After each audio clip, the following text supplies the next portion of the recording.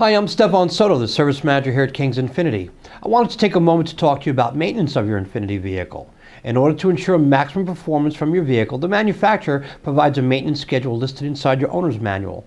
Please take a moment to familiarize yourself with this to ensure you follow the recommended schedule. Why is this important?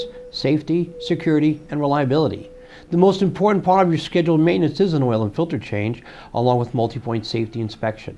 Did you know that oil lubrication is responsible for up to 35% of engine cooling function?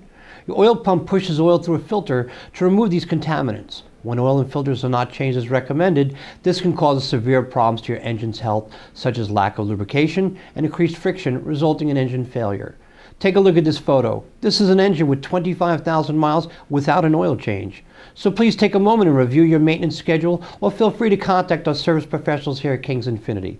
Thanks for tuning in. Be sure to check out our website for specials and offers at kingsinfiniti.com, and be sure to check out our YouTube page and subscribe, like, and share. Have a great day.